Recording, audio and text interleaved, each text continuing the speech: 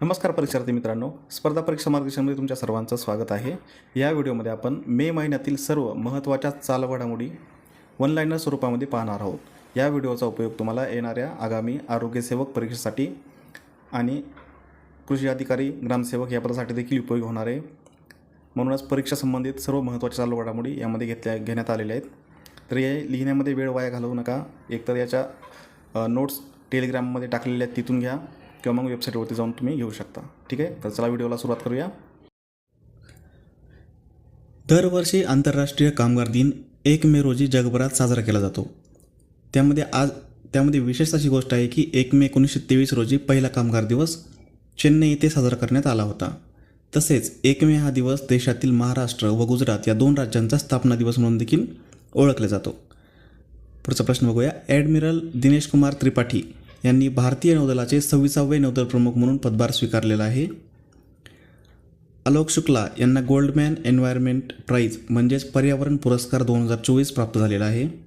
फिनटेच कंपनीने क्रिएट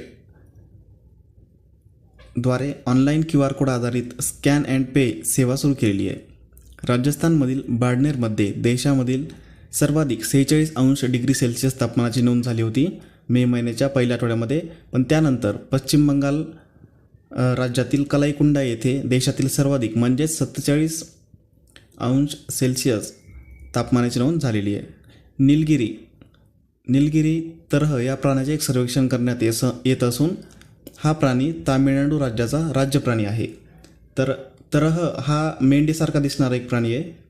त्याचं सध्या सर्वेक्षण चालू आहे तामिळनाडू राज्यामध्ये. आणि तरह हा प्राणी तामिळनाडू राज्याचा राज्य प्राणी देखील आहे. भारताच्या अभय शर्मा यांची युगांडा देशाच्या क्रिकेट संघाच्या मुख्य प्रशिक्षकपदी नियुक्ती करण्यात आलेली आहे. स्मार्ट हे क्षेपणास्त्र DRDO या संस्थेद्वारे विकसित करण्यात आलेले आहे. कुमार जागतिक बॅडमिंटन स्पर्धा 2025 भारतात गुवाहाटी येथे आयोजित करण्यात येणार आहे. या जागतिक बॅडमिंटन स्पर्धेचे यजमानपद भारत या देशाला मिळालेले. यावेळेसचे भारत या देशानं यजमानपद स्वीकारलेले आहे. IERDA ही नवरत्न दर्जा प्राप्त करणारी भारतातील 18वी कंपनी ठरली आहे. लक्षात घ्या, प्रश्न महत्त्वाचा आहे. भारतातील 18वी कंपनी ही नवरत्न प्राप्त करणारी IERDA ही आहे आणि या कंपनीची स्थापना ही 1987 साली झाली होती. जागतिक पत्रकार स्वातंत्र्य दिन हा दरवर्षी 3 मे रोजी साजरा केला जातो. अलीगड मुस्लिम विद्यापीठाचे प्राध्यापक मोहम्मद रिहान यांनी राष्ट्रीय सौर ऊर्जा संस्थेचे महासंचालक म्हणून पदभार स्वीकारला आहे.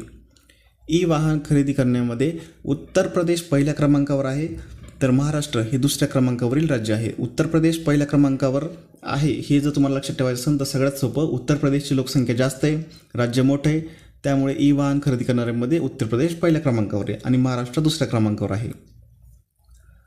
आंतरराष्ट्रीय अग्निशामक दिन दरवर्षी 4 मे रोजी साजरा केला जातो. करीना कपूरजी युनिसेफ इंडियाच्या राष्ट्रीय राजदूतपदी नियुक्ती करण्यात आली आहे. राजदूतपदी म्हणजेच अँबॅसिडरपदी करीना कपूरची नियुक्ती करण्यात आलेली आहे. हार्वर्ड प्रोग्राम सुरू करणारे चंदीगड विद्यापीठ हे भारतातील पहिले विद्यापीठ आहे. कोणतं विद्यापीठ? तर चंदीगड विद्यापीठ हे हार्वर्ड प्रोग्राम सुरू करणारे भारतातील पहिले विद्यापीठ आहे. लक्षात घ्या, ज्या गोष्टी पहिल्या होतात ना त्या सर्व गोष्टी लक्षात ठेवत जा, कारण त्यावरती सध्या चालू प्रश्न येऊ शकतो. त्यामुळे हे प्रश्न असे महत्त्वाचे असतात. पुढचा प्रश्न बघूया. सुबोध कुमार IAS यांची आयुष मंत्रालयात संचालक म्हणून नियुक्ती करण्यात आली आहे. भारताचे स्वदेशी बनावटीचे पहिले मानवरहित बॉम्बर विमान Flying Wedge Defence and Aerospace Technology या कंपनीने बनवलेले आहे. तर याचंच दुसरं नाव जे आहे ते FWD-200B असे देखील आहे, हे लक्षात घ्या. जगातील व भारतातील पहिली CNG बाईक ही बजाज या कंपनीने बनवली आहे. CNG बाईक जगातली पहिली भारतातील बजाज या कंपनीने बनवली आहे. काँगो देशाने मंकीपॉक्स या विषाणूला आरोग्य आणीबाणी म्हणून जाहीर केले आहे. जगातील सर्वाधिक उंच वेधशाळा जपान या देशात स्थापन करण्यात आली आहे. चीन पहिल्यांदाच आपल्या चंद्रयान मोहिमेमध्ये पाकिस्तान या देशाच्या ऑर्बिटरचा समावेश करणार आहे. पहिल्यांदाच पाकिस्तान या देशाचा, चीन. पुढचा प्रश्न बघूया. फ्रान्समध्ये पार पडलेल्या इंटरपोल परिषदेमध्ये भारतातर्फे प्रवीण सूद हे उपस्थित होते. इंटरपोल परिषद म्हणजेच इंटरनॅशनल स्तरावरील पोलिसांची परिषद असते, त्यामध्ये प्रवीण सूद उपस्थित होते भारतातर्फे. भारत आणि इंडोनेशिया देशाच्या संयुक्त संरक्षण सहकार्य समितीच्या 7व्या बैठकीचे आयोजन हे नवी दिल्ली येथे करण्यात आले होते. ला लिगा फुटबॉल स्पर्धेचे विजेतेपद रियाल माद्रिद संघाने पटकावले आहे. पेन्शन विभागाने सरकारी निवृत्त कर्मचाऱ्यांसाठी भविष्य पोर्टल लॉन्च केले आहे. पोर्टल वगैरे सर्व लक्षात ठेवायचा. पोर्टलवर सध्या प्रश्न येत आहेत 2 वर्षापासून. ग्रुप बी आणि ग्रुप सीला तर खूप जास्त प्रश्न आलेले आहेत. जोड्या लावामध्ये पण येतं कधी कधी. उत्तराखंड टुरिझमने नक्षत्र सभा ही भारतातील पहिली खगोल पर्यटन मोहीम सुरू केली आहे. भारतीय वंशाच्या अंतराळवीर सुनीता विल्यम नासाच्या स्टारलाइनर मोहिमेअंतर्गत तिसऱ्यांदा अंतराळात जाणार आहेत. सुनीता विल्यम या 2006 आणि 2012 वर्षी यांनी अंतराळात प्रवेश केला होता. पुढचा प्रश्न बघूया, महत्त्वाचा आहे. सध्या लोकसभेच्या निवडणुका झालेल्या आहेत. तर त्या संबंधित गोष्ट पाहायची म्हटलं तर ही निवडणूक ही 18व्या लोकसभेची निवडणूक होती आणि ती 7 टप्प्यांमध्ये पूर्ण झालेली आहे. त्यामध्ये महाराष्ट्र राज्य निवडणूक सदिच्छा म्हणून ज्या अभिनेत्रीला पुढे करण्यात आलं होतं त्या अभिनेत्रीचं नाव आहे मृणाल कुलकर्णी. ठीक आहे. अलीकडे छत्तीसगड राज्याने कृषक उन्नती योजना लागू केली आहे. शेतकऱ्यांच्या भविष्यासाठी छत्तीसगड राज्याने कृषक उन्नती अखिल भारतीय बुद्धिबळ महासंघाच्या अध्यक्षपदी नुकतीच नितीन सारंग यांची निवड करण्यात आली आहे. पुलित्झर पुरस्कार दरवर्षी पत्रकारिता क्षेत्रातील योगदानाबद्दल दिला जातो. तर पुलित्झर पुरस्कार 2024मध्ये रॉयटर्स या वृत्तसंस्थेला छायाचित्रणाच्या श्रेणीतील पुरस्काराने सन्मानित करण्यात येणार आहे. पुलित्झर पुरस्कार लक्षात ठेवा, महत्त्वाचा पुरस्कार आहे. जर्मनी देशाच्या कंपनीने अलीकडेच मेणबत्तीच्या मेणावर चालणाऱ्या रॉकेटची चाचणी केली आहे. राष्ट्रीय तंत्रज्ञान दिवस हा 11 मे रोजी साजरा केला जातो आणि आंतरराष्ट्रीय परिचारिका दिन दरवर्षी 12 मे रोजी साजरा केला जातो. तंत्रज्ञान दिवस आणि परिचारिका दिवस हे दोन्ही प्रश्न आरोग्यसेवकला परत आलेले, त्यामुळे हे दोन्ही प्रश्न मी महत्त्वाचे समजून घेतलेले आहेत. तर लक्षात घ्या, तंत्रज्ञान दिवस 11 मे आणि परिचारिका दिवस हा 12 मे. लक्षातच ठेवायचे, आरोग्यसेवकला हा प्रश्न रिपीट होऊ शकतो. पुढचा प्रश्न बघूया. आंतरराष्ट्रीय आनंद दिन हा 20 मार्च रोजी साजरा करण्यात येतो.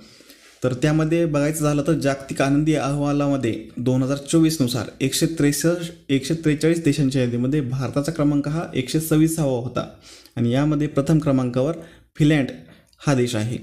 आंतरराष्ट्रीय वन दिन हा 21 मार्च रोजी साजरा करण्यात येतो. आंतरराष्ट्रीय वन दिन 21 मार्च रोजी साजरा करण्यात येतो. तलाठी भरतीला देखील हा प्रश्न आलेला आहे, त्यामुळे लक्षात घ्या, रिपीट होण्याची शक्यता आहे. रिझर्व्ह बँक ऑफ इंडियाने आर लक्ष्मीकांत राव यांना प्रभारी अध्यक्ष म्हणून नियुक्त केले आहे. रिझर्व्ह बँकेने जगातील सर्वाधिक वजनदार रॉकेट म्हणजेच स्टारशिपचे 4थ्यांदा उड्डाण करण्यात येत असून हे रॉकेट स्पेसएक्स कंपनीने बनवलेले आहे. तर मित्रांनो, आपण जे वरी पाहिलं की सुनीता विल्यम या परत एकदा अंतराळात जाणार आहेत, तर ते हेच स्टारशिपचं यान असणार आहे जे स्पेसएक्स कंपनीने बनवलेलं आहे. लक्षात घ्या, प्रश्न महत्त्वाचा असणार आहे. नुकताच भारताचा 85वा बुद्धिबळ grand master P Shyam Nikhil बनला आहे.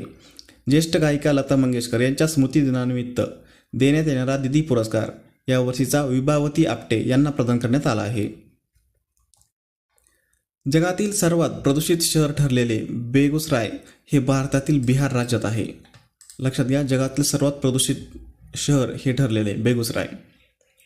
मेनन हे चक्रीवादळ ऑस्ट्रेलिया देशात आले आहे. उत्तराखंड राज्याने पर्यटनाला चालना देण्यासाठी खालीलपैकी म्हणजेच मानसखंड एक्सप्रेस ही विशेष पर्यटन ट्रेन सुरू केली आहे. बंगालच्या उपसागरामध्ये तयार झालेल्या चक्रीवादळाला ओमान या देशाने रेमल हे नाव दिले असून त्याचा अर्थ वाळू असा होतो. सौदी अरेबिया या देशातील मक्का शहराजवळ सोन्याचा डोंगर सापडला आहे.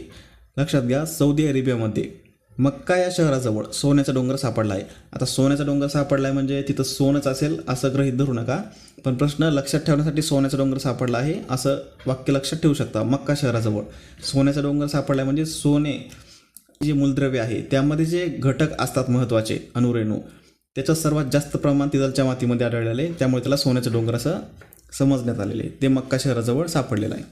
देशातील पहिली ॲडव्होकेट अकादमी रायगड जिल्ह्यामध्ये उभारण्यात येणार आहे. हा देखील प्रश्न महत्त्वाचा असणार आहे कारण ही देशातली पहिली ॲडव्होकेट अकादमी असणार आहे, त्यामुळे लक्षात घ्या, रायगड या जिल्ह्यात उभारण्यात येत आहे. युरोपियन संघाने पहिल्या AI म्हणजेच आर्टिफिशियल इंटेलिजन्स कायद्याला मंजुरी दिली आहे. कोणत्या संघाने? तर युरोपीय संघाने. 10वी जागतिक जलपरिषद 18 ते 25 मे 2024 रोजी बाली येथे आयोजित करण्यात आली आहे, जे इंडोनेशिया देशामध्ये आहे ते ठिकाण, बाली हे ठिकाण. अलीकडेच कर्नाटक राज्याने सरकारी नोकरीमध्ये महिलांना 33% आरक्षण दिले आहे. हा प्रश्न सध्या महत्त्वाचा असणार आहे की अलीकडेच सरकारी नोकरीमध्ये महिलांना 33% आरक्षण देणारे राज्य कोणते? असा जर प्रश्न आला तर कर्नाटक आहे. लक्षात घ्या, कारण महाराष्ट्रामध्ये ऑलरेडी मागच्या वेळेसच 33% आरक्षण लागू करण्यात आलेलं आहे. नवी दिल्ली येथे सायबर सिक्युरिटी कॉन्फरन्स 2024चे आयोजन करण्यात आले आहे. भारतात आजपर्यंत आलेले सर्वात मोठे जहाज गुजरातमधील मुद्रा बंदरामध्ये दाखल झाले असून MSC एना असे या जहाजाचे नाव आहे.